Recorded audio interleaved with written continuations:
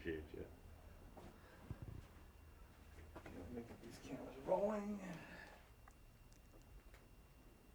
Okay, I'm gonna clap loud right in front of you so we can sync our audio later. We got to get you one of those big ones like they do in the film. I know. I got the You're gonna 4-minute clapper. You're going to start out, Mike? Yeah. Okay. I'll start us off as soon as Okay. Brian gives me the green light. Green light. We're Okay, rolling. there we go. All right. Just in case, for whatever reason, in case somebody else picks up this interview and needs to, figure out who is talking, could you go ahead and say and spell your first and last name for me? My name is Jerry Swanson, Swanson. Jerry is common spelling. Yes, And you would be an investigator at, what is the name of your business? Swanson Private Investigations in Stockton. Before we dive into Tim's case, let me start off with a general question. You've been doing this for how long now? Well, I'm retired, but when I was with law enforcement, I was with the police department and the district attorney's office 40 plus years, And as far as being a private investigator, how long? 15 years. So 15 years. They overlapped a little bit. Gotcha. So I got to imagine that over the last 40 years or the last 15 years as a private investigator, there must be cases that stick with you. Yes. When you hear the name Timothy Egan, what comes to mind? Well, I think of his family. I think of his dad, Jeff, his mom, and how devastated they were at the time that this occurred. When you look back at just that snapshot in time, what stands out to you about this case? Well, again, how such a good family, and they lost a good man. He was well on his way to doing big things, and just a tragic thing that occurred, and also the fact that the person responsible has never been found. We are coming up on an unceremonial anniversary, 10 years now since Timothy's death. Can you believe that it's been that long? Well, 10 years, it just goes by so fast. No, When you it were is hard to believe. It's been 10 years. when you were in the middle of this investigation, when you first started this investigation, tell me a little bit about the moment that Timothy's father or his family walked in here. Well, it was Tim was killed September the 13th, 10 years ago. In December, his father, Jeff, came up from Southern California where they live. Somebody had referred them to us, and he walked in, and of course I had heard about the homicide. It was in the news, and he was a prominent young man, so everybody was well aware of this homicide. And Jeff came in and he said that he'd been referred and wanted to hire us to do some legwork on the case. And we were happy to do it for him. He just was devastated over what had happened to his son. How long of a time frame between the time of Timothy's death before? Well, Tim was murdered September the 13th, 2015. Jeff came into our office December the 5th of 2015. Knowing that this was a prominent case at the time,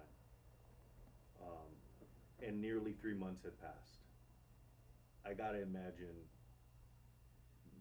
did you feel like you were behind the 8 ball at that point?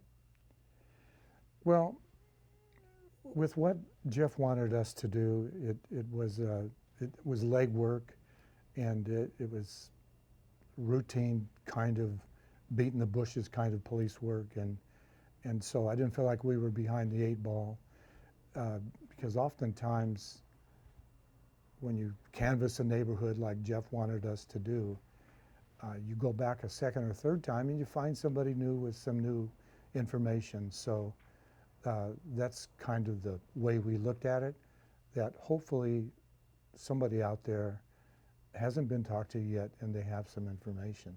Tell me, walk me through the steps of what it was like to kind of, like, in your own words, ruffling or rustling the bushes a little bit. Well, when Jeff hired us on the 5th, over the next couple of weeks, we spoke to many, many people, knocked on lots of doors, knocked on a lot of businesses. Jeff had wanted us to canvass the neighborhood where Tim was found, and also to knock on doors and check the route that Tim traveled that night when, before he was murdered, he had walked several blocks away from a party that he had been at not too far away. Now, prior to his death, what did you learn about the, I don't want to say final moments, but in the series of events that led up to his death? Well, Tim and his partner, his business partner, were, what I understand is, were celebrating a business deal, and it was in the paper, and it was a big deal for Stockton. And so they were out celebrating, and like friends do sometimes, they drink a little bit, they got into an argument, they ended up in a fight, and Tim walked off from the area by himself.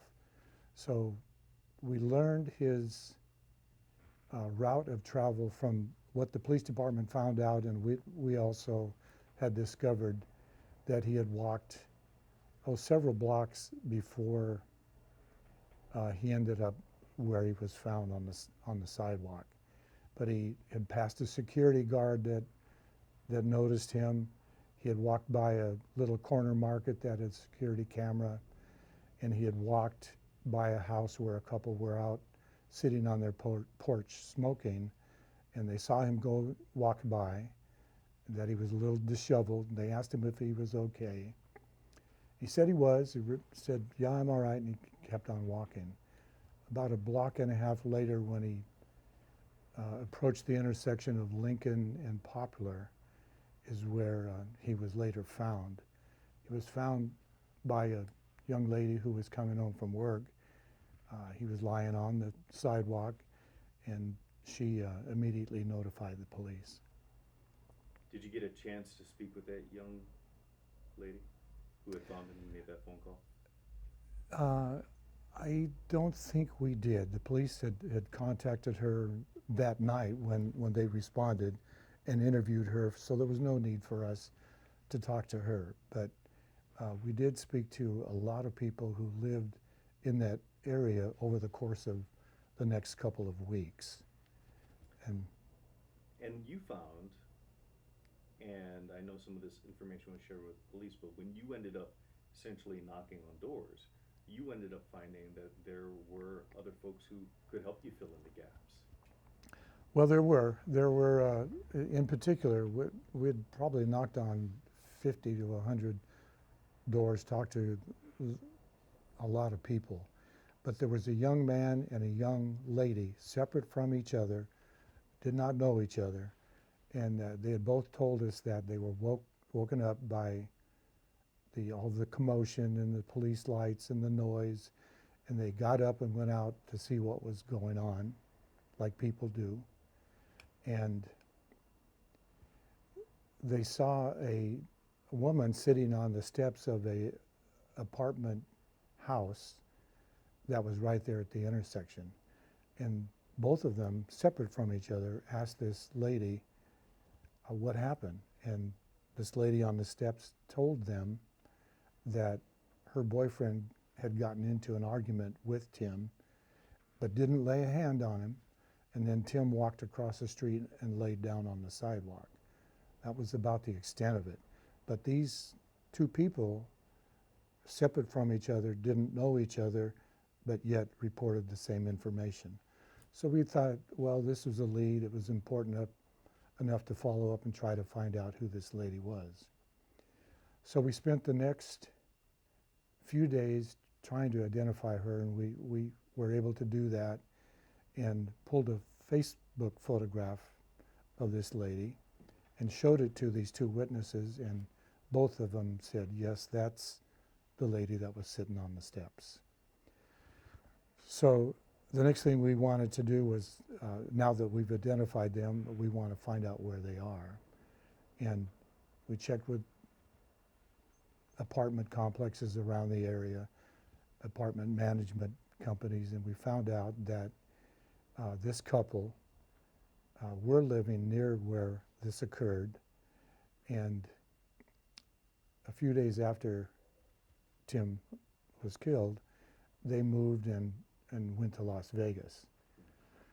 So we contacted a PI in Las Vegas who we were familiar with and had him go over and verify if this couple was still there, which he was able to do. So he let us know that they were still there.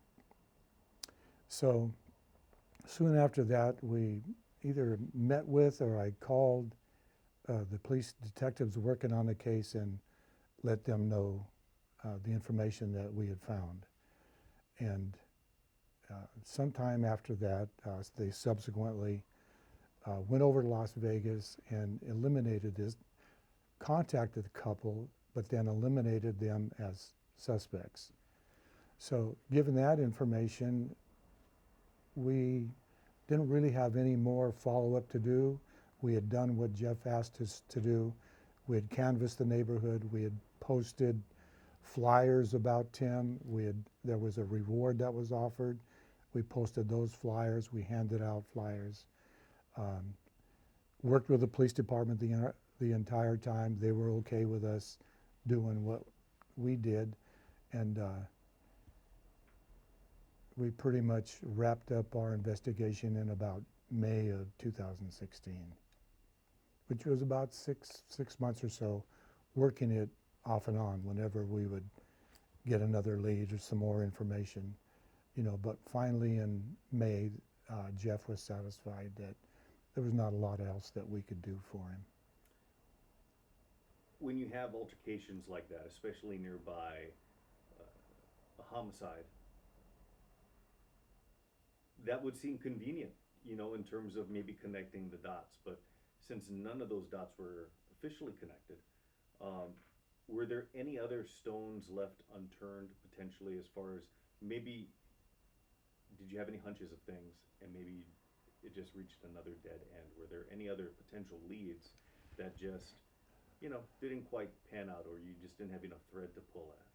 Yeah, well, this information about this woman and verifying it by two separate people, witnesses, and the fact that it was early morning hours, and this lady said that her boyfriend was in an argument with Tim.